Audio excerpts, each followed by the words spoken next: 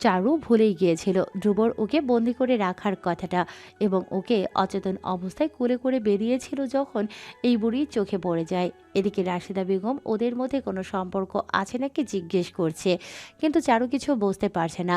হঠাৎ করে দাদি কেন এসব জিজ্ঞেস করছে ও বুঝতে পারছে না। চারু বলল, দাদি, আপনি ভুল ভাবছেন। এমন কিছুই আমাদের মধ্যে নেই। মিশা কথা কইস না আমারে। চারু অধৈর্য হয়ে বলল, আপনার নাতির মতো রাজপুত্র আমার মতো একটা মেয়েকে পছন্দ করবে, ভালোবাসবে? কি ভাবছেন আপনি এসব? তিনি তার জন্য কোনো এক রাজকন্যার সন্ধান করে নেবে, দেখেন আপনি। তাচ্ছিল্য করে বলল চারু। তারপর আরো কিছু কথা বলে চলে এলো। শিখান্তি ওকে বললেন। কি বলবো? এত জরুরি তলব কেন? চারু উত্তর দিল না, হতবুদ্ধি হয়ে সোফায় বসে আছে। দাদি এসব কেন জিজ্ঞেস করলো? কোন দিন রাতে কি দেখেছে সে? আচ্ছা, ধ্রুব ওরে যেদিন বন্দি করেছিল ও তো অজ্ঞান ছিল। জাগ্রত হয়ে ও নিজেকে ধ্রুবর বিছানায় শুয়ে থাকা অবস্থায় পায়। আচ্ছা, ধ্রুব সেদিন ওর সাথে কিছু করার চেষ্টা করেনি তো? ঢোক গেল চারু। ওর গলায় শুকিয়ে এলো। এসব কি হচ্ছে? ভয়ে ওর হাত পা কাঁপছে। অজানা ভয়ে ভীত হলো ওর হৃদয়। চারু স্তম্ভিত হয়ে বসে আছে এই মুহূর্তে ফ্লোরে। একটু আগেই ও এই বাসায় এসেছে। আগে কখনোই এ বাসায় আসেনি। ধ্রুবর বাবা মা যে বাসায় থাকতেন সেই বাসায় চারু এসেছে। সবার সাথেই এসেছে। মাঝে একটা রাত পার হয়ে গেছে। একটা রাতে অনেক কিছুই ঘটেছে। চারুর চোখে এখনো জল চিকচিক করছে। রাশেদা বেগম হঠাৎ এভাবে মৃত্যুবরণ করবেন কেউই আশা করেননি। যে মানুষটা দুপুরেই ওর সাথে কত কথা বলল, ধ্রুবর সাথে ওর কোনো সম্পর্ক আছে নাকি, এসব নিয়ে কতভাবে ঘুরিয়ে পেঁচিয়ে প্রশ্ন করলো। তিনি যে বারবার তার সন্দেহ সত্যি হোক চাইছিল, চারু তার কথার ধরন ধরতে পারছিল। চারু এখনো বিশ্বাস করতে পারছে না মানুষটা আর পৃথিবীতে নেই। শরীরটা এখনো থরথরিয়ে কাঁপছে চারুর। এ বাসায় এসে তার ছেলেদের দেখেছে, তেমন কেউই তার মৃত্যুতে তেমন কষ্ট পেয়েছে বলে মনে হয় না। যা একটু কষ্ট পেয়েছে সেটা ধ্রুবর মধ্যে দেখা গিয়েছে। বিকেলে একটা সারপ্রাইজ দেওয়ার কথা ছিল চারুকে, সেই নিয়ে সারাটা দিন চারু ভয়ে আতঙ্কে থরথরিয়ে কেঁপেছে। লোকটার মন যা খারাপ, তার দেয়া সারপ্রাইজ যে ভালো হবে না ভেবেই নিয়েছিল চারু। তাই আল্লাহর কাছে কতভাবে চাইছিল এটা যেন কোনোভাবে আটকে যায়। আটকে গেল। ধ্রুব আসলো দাদির মৃত্যুর খবর পেয়ে। বাচ্চাদের মতো কাঁদছিল, অথচ রাশেদা বেগমের মেয়ে ও তেমন কাঁদেনি। একটু মন খারাপ করেছিল এই যা। সবার পাষাণ রূপ চারু দেখল আর অবাক হলো। তাদের মা এই পৃথিবী থেকে চিরকালের জন্য বিদায় নিয়েছে, অথচ তাদের মধ্যে যেন তেমন দুঃখ দেখা গেল না। উল্টো আপদ বিদেয় হয়েছে এমন ভাব করলো। এই বাসায় এসেই দেখতে পেল রাশেদা বেগম যে বাসায় থাকতো ওর বাসাটা বড় সড়ো, কিন্তু এই বাসাটা আরো বড়, আরো কাজের লোক দিয়ে ভরপুর। অথচ সবাই তাকে কেমন উটকো ঝামেলা ভেবে আলাদা বাসায় রেখেছিল। চারু শুনেছিল এই বাসাটা নাকি ধ্রুবর দাদা থেকে গিয়েছে, তাই তিনি স্বামীর বাড়ি ছেড়ে যায়নি। এদিকে ধ্রুবর বাবা নিজের পছন্দ মতো বাসা করে উঠে গিয়েছে। মাকে নেয়ার চেষ্টা করেছিল, কিন্তু সে যাবে না, জেদ ধরেছিল। রাশেদা বেগম নাকি বলেছিল, আমি যতদিন বেঁচে আছি এইখানে থাক না তোরা। আমি মরে গেলে নিজেদের প্রাসাদে গিয়ে থাকিস। কিন্তু কেউ তার কথায় রাজি হয়নি। তাকে একা থেকেই সবাই নিজেদের জায়গায় উঠে গিয়েছিল। একা থেকেই তিনি আরও অসুস্থ হয়ে পড়েন। চারু ভাবছে কি পাষাণ নির্দয় এই বাড়ির প্রত্যেকটা মানুষ। একজন বয়স্ক অসুস্থ মানুষকে একা করে রেখেছিল। তার কথা শুনে সবাই তার সাথে ওই বাসায় থাকলে কি এমন ক্ষতি হতো। মানুষ মারার আগেও কারো মুখটা দেখে যেতে পারল না। এত খারাপ লাগছিল চারুর রাশেদা বেগমের কষ্টের কথা ভেবে। ও নিজেকে সবচেয়ে দুঃখী মানুষ ভেবেছিল। ওর থেকেও কত বেশি দুঃখ যন্ত্রণা ভোগ করেছে দাদি। তার সব ছিল, কিন্তু শেষ বয়সে এসে তার পাশে কেউ ছিল না। একা নিঃসঙ্গ হয়ে তিনি ওই বাসায় থেকেছে। কত কষ্টই না তার হয়েছে।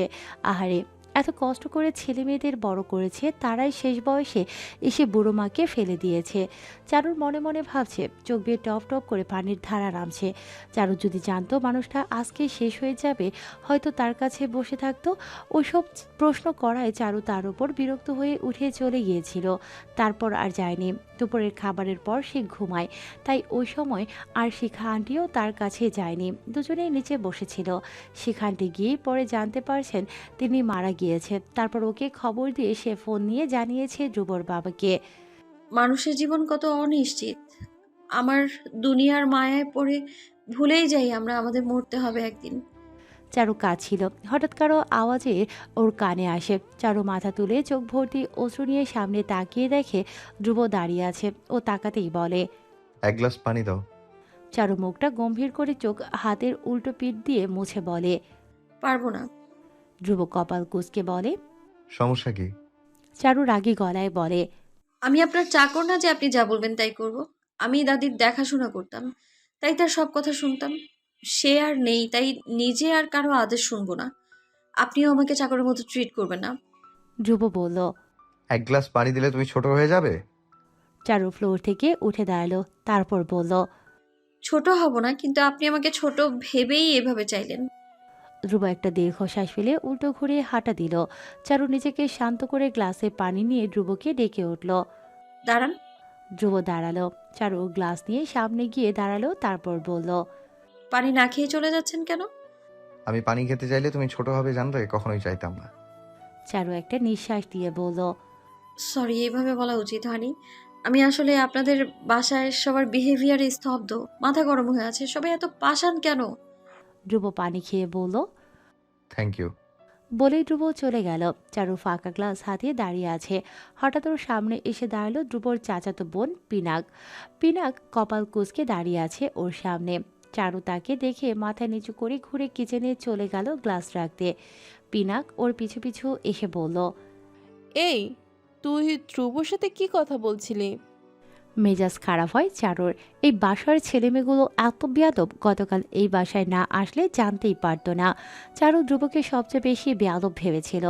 চারু কিন্তু এরা তো তার থেকেই বেশি। কাজের লোক কি মানুষ না? এরা এদের মানুষ বলেই গণ্য করে না।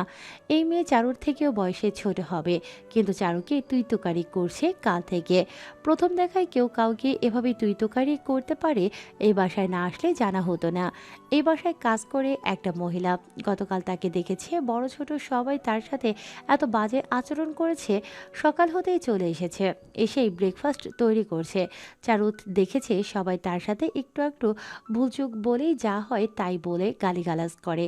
অথচ চারু জানতো ধনী শিক্ষিত মানুষজন মুখ খারাপ করে না, কিন্তু এরা নাকি শিক্ষিত সম্মানীয় মানুষ। তাদের মুখের যা অবস্থা বাইরের মানুষ জানলে থুতু ফেলবে। চারু কখন এ বাসা থেকে বের হতে পারবে সেই সুযোগ খুঁজছে। চারু গম্ভীর মুখে বলল। আপু, আমি আপনার বড়ই হব, তাই দয়া করে তুমি বা আপনি করে বলবেন। এভাবে তুই শব্দটা আমার ভালো লাগছে না। পিনাক মেয়েটা ছ্যাদ করে জ্বলে উঠল। কি বললি তুই? আমি তোর মতো ফকিরনি? কে আপনি করে কথা বলবো? চারু বলল। জি আপু, একটু অন্তত সম্মান দিন। হয়তো আমি আপনাদের মতো বড়লোক না, কিন্তু আমিও তো মানুষ। পিনাক বিদ্রুপ করে বলল। ফকিরনির বাচ্চা, তোর সম্মান লাগবে? ভদ্রভাবে কথা বলুন। রেগে গেল চারু। চারুর রাগ দেখে পিনাক চিৎকার করে উঠল। এত বড় সাহস! বাড়ির একটা সামান্য চাকরানি হয়ে তুই আমায় ভদ্রতা শেখাচ্ছিস? পিনাক চিৎকার করে বাড়ি মাথায় তুলে নিল। চারুর আগে শক্ত হয়ে দাঁড়িয়ে আছে। মেয়েটার অকথ্য ভাষায় গালিগালাজ আর সহ্য হচ্ছে না, তবুও নিজেকে সামলে দাঁতে দাঁত চেপে দাঁড়িয়ে আছে। এক দৃষ্টিতে চারু ফ্লোরের দিকে তাকিয়ে আছে। বাসার সবাই পিনাকের চিৎকার চেঁচামেচিতে রুমে একদণ্ডও থাকতে পারেনি। দৌড়ে এসেছে সবাই। সবার সামনে পিনাক চিৎকার করে নিজের আব্বুকে বলে উঠল। আব্বু, এই ফকিরনির বাচ্চা আমাকে অভদ্র বলছে। আমাকে বলেছে ওকে সম্মান দিয়ে কথা বলতে। ও আমায় জানায় তাই বলে অপমান করেছে। পিনাকের বাবা বলে উঠলেন। কি এই ছোট লোকের বাচ্চার এত স্পর্ধা, ও আমার মেয়েকে অপমান করে? রাগে তিনি লাল হয়ে উঠলেন। বাসায় একটা হুলস্থুল পড়ে গেল। সবাই পিনাকের কথায় যা খুশি তাই বলে সমানে চারুকে অপমান অপদস্থ করতে উঠে পড়ে লাগলো। চারু মাথা নিচু করে সবার কথা শুনছে। সবার মাঝে একজনকেও ও নিজের পাশে পাচ্ছে না। দিশেহারা লাগছে। সবার দিকে এক পলক তাকাতেই দেখতে পেল সবাই ওর দিকে একটা কথাই বারবার ছুঁড়ে মারছে। ছোট লোক ফকিরনি, কথাগুলো ওর কানে গিয়ে লাগছে। চারু ছলো ছলো চোখ বরাবর সবার দিকে তাকিয়ে চিৎকার করে উঠল। চুপ করুন সবাই, দয়া করে চুপ করুন। সবার চিল্লাচিল্লিতে চারুর মাথা ভন ভন করে ঘুরছে। নিজেকে ভিনদেশি লাগছে। এ বাসা থেকে ছুটে বেরিয়ে যাওয়ার জন্য চারু সদর দরজার দিকে দৌড় দিতে চাইল। তখনই একজোড়া হাত ওকে আঁকড়ে ধরল সবার সামনে। চারু সহ বাসার সবার চোখ জোড়া বিস্ময়ে চড়ক গাছ হয়ে গেল। সবার মাঝে আচমকা ধ্রুব এগিয়ে এসে আমার কাঁধ জড়িয়ে দাঁড়ালো। সবার মতোই আমার চোখ জোড়া বিস্ময়ে বড় হয়ে এলো। চারু বিস্মিত নয়নে তাকিয়ে আছে ধ্রুবর দিকে। ধ্রুব শক্ত করেই ধরে আছে। চারু মোচড়ামুচড়ি করে নিজেকে ছাড়িয়ে নিতে ছটফটানি শুরু করে দিয়েছে। ধ্রুব ছাড়ার বদলে ওকে ছটফট করতে দেখে কঠিন স্বরে ধমক দিয়ে উঠল। এত নড়াচড়া করছো কেন? শান্ত হয়ে থাকতে পারো না? চারু ঢোক গিলে শান্ত হয়ে গেল। চারু ভয়ার্ত দৃষ্টিতে পরিবারের প্রত্যেকটা সদস্যের দিকে তাকাচ্ছে। সবাই রাগি চোখে ওদের দিকে তাকিয়ে আছে। সবার মাঝে সবচেয়ে বেশি ক্ষেপে উঠেছেন পিনাক মেয়েটা। সৌভাগ্যকর্মে সবাই বাসায় থাকলেও ধ্রুবর বাবা বাসায় নেই। তিনি ভোরেই হসপিটালে চলে গেছে। ধ্রুব সবার দিকে তাকিয়ে বলল, পিনাক এখানে কি হচ্ছিল? তুই চারুর উপর চিৎকার চেঁচামেচি করছিলি কেন? চারু পিনাকের দিকে তাকিয়ে আছে। পিনাক কথা বলছে না, রাগে ফুঁসছে শুধু। চারুকে এভাবে ধ্রুবর সাথে দেখে ওর মাথা গরম হয়ে গেছে। ওর রাগি চোখে তাকিয়ে আছে ধ্রুবর হাতের দিকে, যে হাত দিয়ে চারুর কাঁধ জড়িয়ে রেখেছে। পিনাকের মা এগিয়ে এসে বললেন, এই ফকিন্নির বাচ্চার সাহস হলো কি করে আমার মেয়েকে অপমান করার? 2 পয়সার চাকরানির এত স্পর্ধা, আমার মেয়ের সাথে গলা উঁচু করে কথা বলে। রাগে ফেটে পড়লেন তিনি। চারু বিস্মিত চোখে চেয়ে, আচ্ছা, মায়ের যদি এমন হয় ব্যবহার, তার মেয়ে আর কত ভালো ব্যবহার শিখবে। ধ্রুব রাগে লাল হয়ে বলল। চাচি, মুখ সামলে কথা বলো। পিনাকের মা চিৎকার করে উঠলেন, তোর বোনকে অপমান করেছে, তার হয়ে তুই ওকালতি করছিস? ওর জন্য তুই আমার উপর চিৎকার করছিস? এই ফকিন্নির বাচ্চার জন্য তোর এত দরদ কিসের? ধ্রুব চেঁচিয়ে বলল। চারু চাকরানি না। ওর চিৎকারে চারু নিজেই কেঁপে উঠল। ঢোক গেলে তাকালো সবার দিকে। ধ্রুবকে এভাবে চেঁচিয়ে উঠতে দেখে সবাই স্তব্ধ। সবাই ধ্রুবকে উত্তেজিত হতে দেখে এটা বুঝে গেছে চারুকে কিছু বললে ধ্রুব সেটা মেনে নিচ্ছে না। এই জিনিসটা চারু সহ সবাইকে অবাক করে দিল।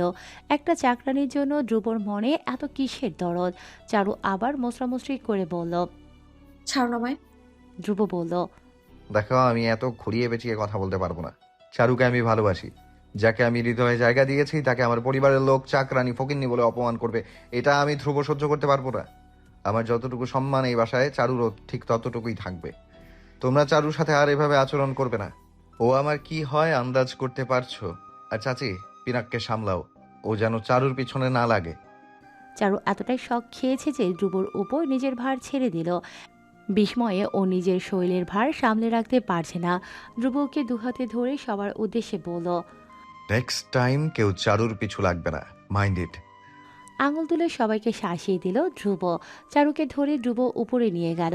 ওরা চলে যেতেই পিনাক চিৎকার করে উঠল, দেখেছো আম্মু আব্বু, ধ্রুব একটা বাইরের মেয়ের জন্য আমার সাথে কেমন আচরণ করলো। আমাদের থেকে এখন ওই বাইরের মেয়েটা ওর কাছে বেশি গুরুত্বপূর্ণ। সামান্য একটা মেয়েকে ধ্রুব ভালোবাসে। বলতে বলতে মেয়েটার কণ্ঠ বিস্মিত হয়ে উঠল। পিনাট বলল, এই মেয়েটা তো দাদির ওখানে ছিল। ধ্রুব একে এত কিভাবে চিনলো? পিনাক দৌড়ে রোমে চলে গেল। এই খবরটা তো একজনকে জানাতেই হবে। সে আর কেউ না, পিনাকের বড় বোন, যে ধ্রুবকে ভালোবাসে। পারিবারিকভাবে তার সাথেই তো ধ্রুবর বিয়ে ঠিক হয়ে আছে। পিনাক ভাবছে মনে মনে, আজকে ধ্রুব কি বলল?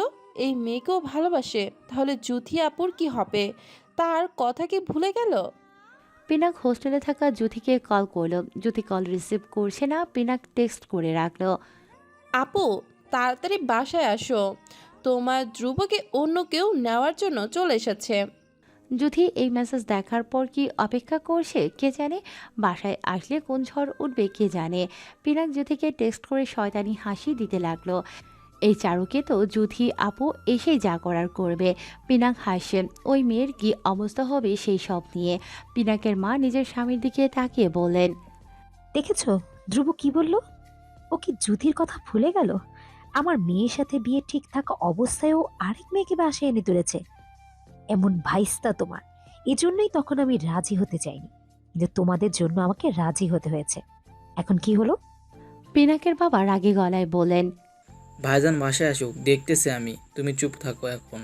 এমনিতে মাথা গরম হয়ে আছে, আর গরম করিও না। স্ত্রীর সাথে চোটপাট করে তিনি চলে গেলেন। জ্যোতি ওয়াশরুম থেকে ফ্রেশ হয়ে বেরিয়ে দেখে ওর ফোনের সামনে দাঁড়িয়ে আছে ওর বান্ধবী। জ্যোতি কপাল কুঁচকে বলল, কি হয়েছে? ওভাবে দাঁড়িয়েছিস কেন? মেয়েটা বলল, দোস্ত, ফোনটা 2 মিনিটের জন্য দে, একটু কল দেব। জ্যোতি ছো মেরে ফোনটা কেড়ে নিয়ে বলল, নো। আমাকেও আবার ব্লক করেছে একটু আগে। আমাদের বিয়েতে তোকে আমি 1 পিস রোস্ট বেশি খাওয়াবো, প্রমিস। জুথি বিদ্রুপ করে বলল, তোদের আর বিয়ে হবে না, আমারও রোস্ট খাওয়া হবে না। তোদের যেভাবে ব্রেকআপ হয় কবে জানি সিরিয়াস হয়ে যাবে। থাক, আমি আর আশায় থাকতে পারছি না। দে না, তুই তো ধ্রুব ভাইয়াকে কত ভালোবাসিস, একটু আমার মনটা বুঝ প্লিজ। ইমোশনাল ব্ল্যাকমেল ছাড়া আর কিছু কি তুই শিখেছিস? বলেই ফোন ওপেন করতে মেসেজের টোন বেজে উঠল। মেসেজ ওপেন করতে জুথি কপাল কুঁচকে এলো ও পিনাককে কল দিল। পিনাক যেন ওর কলের অপেক্ষায় ছিল। কি হয়েছে? কি সব টেক্সট করেছিস? রেগে বলল জুথি। আপু তুমি বাসায় আসো তাড়াতাড়ি, সর্বনাশ হয়ে গেছে। কি আর সর্বনাশ হয়েছে? দাদির মৃত্যুর খবর আমি পেয়েছি। পিনাক এক কথা বলে বারবার কল করে আমায় ডিস্টার্ব করবি না। আমি তোকে বলেছি না আমার এক্সাম চলছে। দাদির মৃত্যুতে আমি অনেক কষ্ট পেয়েছি, কিন্তু এই মুহূর্তে বাসায় আসা সম্ভব না। একটু পর আমার এক্সাম, এখন আর নো ডিস্টার্ব। বলেই জুথি কল কেটে দিল। পিনাক হতবুদ্ধি হয়ে ফোনের দিকে তাকিয়ে আছে। আপুকে তো কিছুই বলা হলো না, সে উল্টো আমায় ভুল বুঝে কল কেটে দিল। ধুর, শুধু শুধু ধমক খেলাম। চারু বিস্মিত মুখে ধ্রুবর রুমে দাঁড়িয়ে আছে। ধ্রুব চারুর সামনে দাঁড়িয়ে আছে। ধ্রুব একটু পর পর চারুর দিকে তাকাচ্ছে। চারু এক দৃষ্টিতে তাকিয়ে আছে ধ্রুবর দিকে, পলকহীন চোখে তাকিয়ে আছে।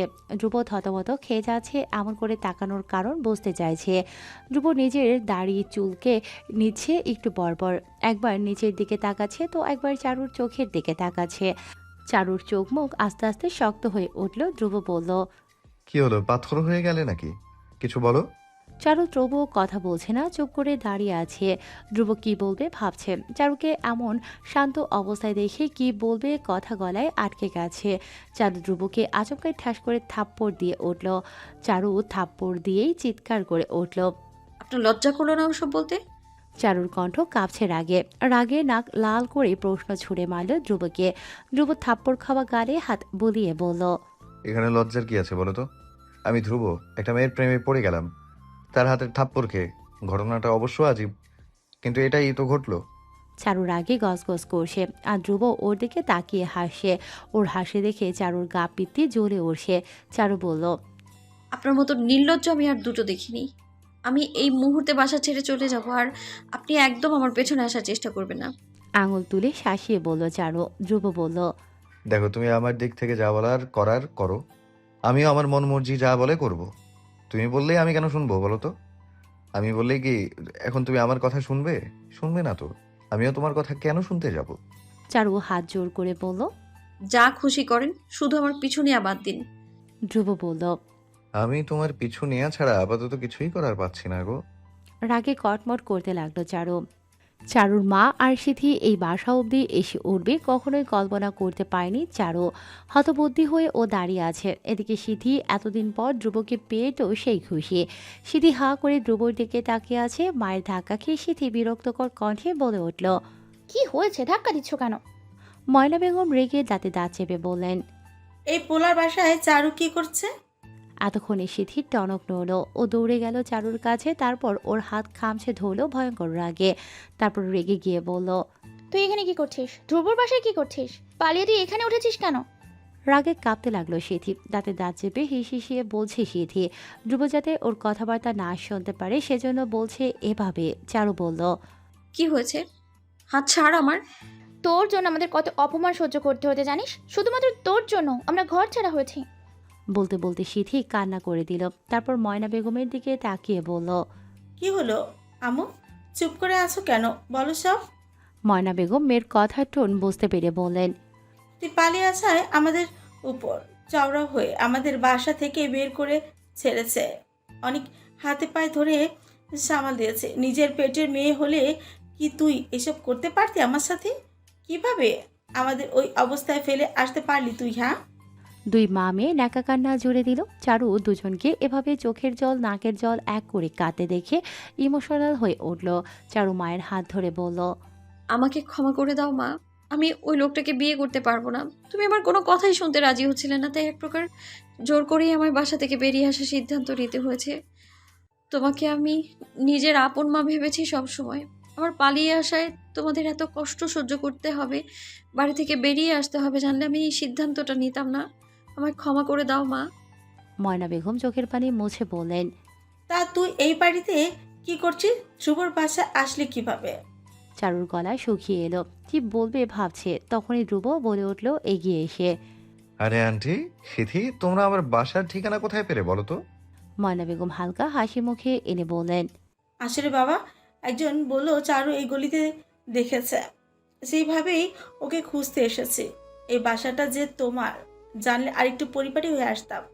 বলেই তিনি শাড়ির আঁচল ঠিক করতে লাগলেন। এদিকে সিথি নিজের চুল ঠিক করছে। সিথি চোখ বড় বড় করে এদিক ওদিক তাকাচ্ছে। আল্লাহ, কত বড় বাড়ি! এত বড় বাড়ির বউ হবে ভেবে খুশিতে তো ওর নাচতে ইচ্ছে করছে হাত পা তুলে। চারু দেখলো পিনাক আর পিনাকের মা কপাল কুঁচকে তাকিয়ে আছে, চোখে মুখে বিরক্তির ছাপ। চারু দেখলো সিথি লাজুক মুখে এদিক ওদিক তাকাচ্ছে, গলায় ঝুলিয়ে রাখা ওড়না দিয়ে মাথার ঘুমটা টেনে ঘুরছে।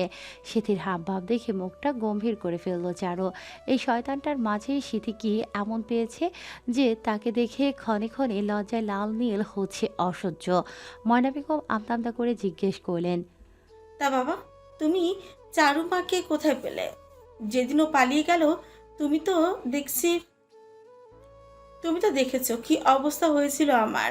কেমন মাঝরাতে একা একটা মহিলা, আমি পাগলের মতো ওকে খুঁজেছি। সেই মেয়েটা তোমার বাড়ি আছে আর তুমি আমার কিছুই জানালে না। ধ্রুব বলল। হঠাৎ করেই দাদির মৃত্যুতে আমি সবকিছুই ভুলে গিয়েছিলাম আন্টি। আপনি হয়তো জানেন না, চারু আমার দাদি মিসেস রাশেদা বেগমের দেখাশোনার কাজ করত। আমি অনেকদিন ধরেই ওকে চিনতাম।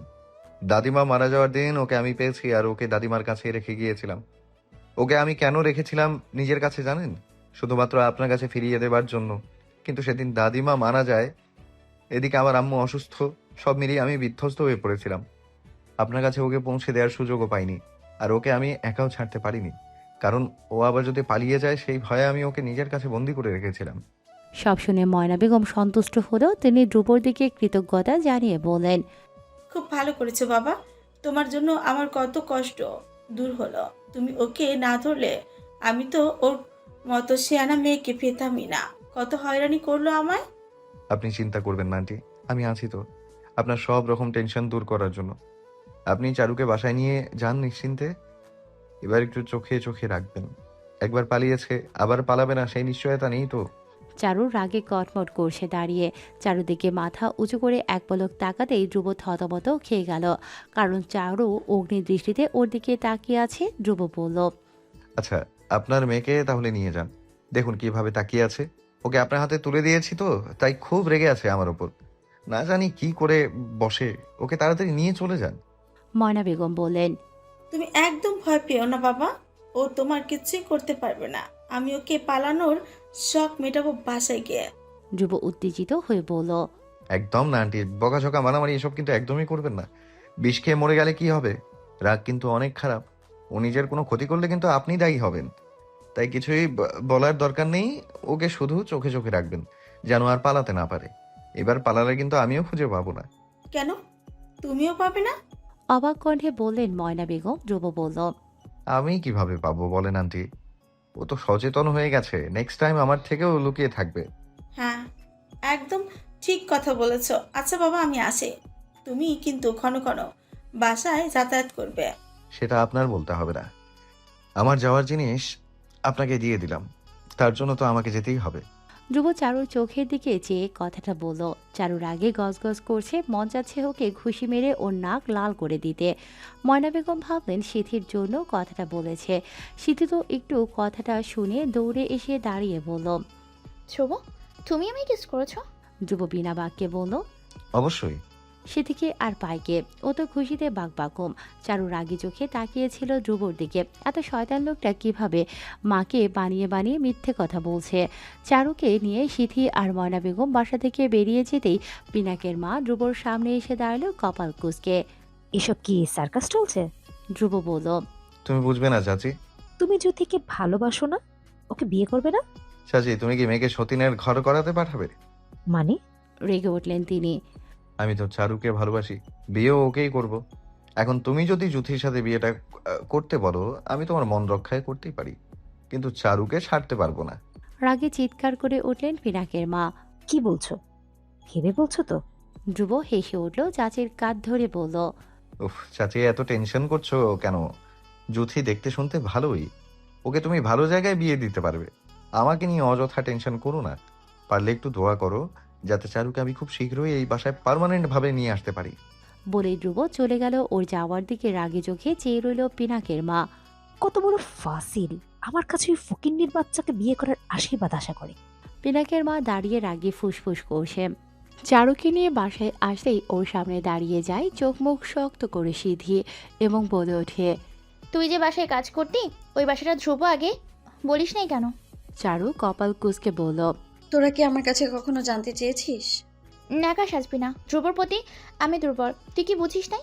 ইচ্ছে করে লুকিয়ে গেছিস আমি জানি। রেখে বলল সিধি, থেমে আবার বলল, তুই কোন সাহসে বাড়ি থেকে পালিয়েছিস? কি ভেবেছিস আমরা তোকে খোঁজ পাবো না? রাগে গজগজ করে বলল সিধি। চারু চুপ করে দাঁড়িয়ে আছে। সিধি মায়ের দিকে ফিরে বলল, চারুকে তুমি সাবধান করে দাও আম্মু, ওর হাবভাব আমার কিন্তু ভালো লাগছে না। ও নিশ্চয়ই আমার ধ্রুবর ওপর নজর দিয়েছে। বলতে বলতে চারুর দিকে চেয়ে বলল, ধ্রুব নিশ্চয়ই তোকে বাড়িতে নেওয়াই তুই ভেবেছিস ও তোকে পছন্দ করে, তাই না? চারু কপট রাগী স্বরে বলল, আমি কিন্তু তোর বড় বোন, তাই কথাবার্তা বুঝে শুনে বল। ময়না বেগম সিধিকে রুমে পাঠিয়ে দিয়ে বললেন, চারু, যা করছিস একদম ঠিক করিসনি। আমি তোকে নিজের মেয়ের মতো ভালোবাসি, তাই সব ভুলে তোকে বাড়ি নিয়ে এসেছে। আর এমন কাজ করিস না। চারু বিস্মিত নয়নে তাকিয়ে আছে ময়না বেগমের দিকে, কারণ তার এত মিষ্টি কথা চারুর বোধগম্য হচ্ছে না। চারু কপাল কুঁচকে বিস্মিত কণ্ঠে বলল, তুমি আমাকে নিজের মেয়ের মতো দেখো? চারুর কথায় ময়না বেগম থতমত খেয়ে বললেন, কি বলতে চাস তুই?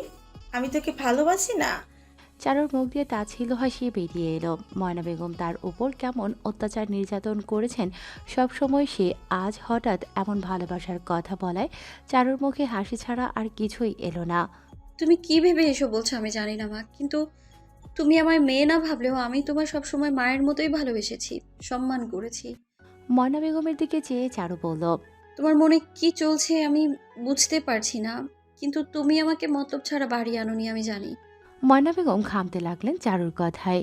কি বলতে চাস তুই? আমাকে জোর করে বিয়ে দেওয়ার চিন্তা ভাবনা বন্ধ করো এবার। আমি চুপ করে তোমার মুখ সব কথা মাথা নিচু করে শুনি বলে যা খুশি তাই করবে তুমি, আর আমি কিছুই বলবো না এটা ভেবো না। ময়না বেগম রেগে কঠিন কিছু কথা বলতে চেয়েও থেমে গেল। চারু একটা দীর্ঘশ্বাস ফেলে নিজের রুমে চলে গেল। মায়ের মধ্যে কোনো খাবলা আছে, চারু নিশ্চিত হয়ে গেছে, কিন্তু সেটা ধরতে পারছে না।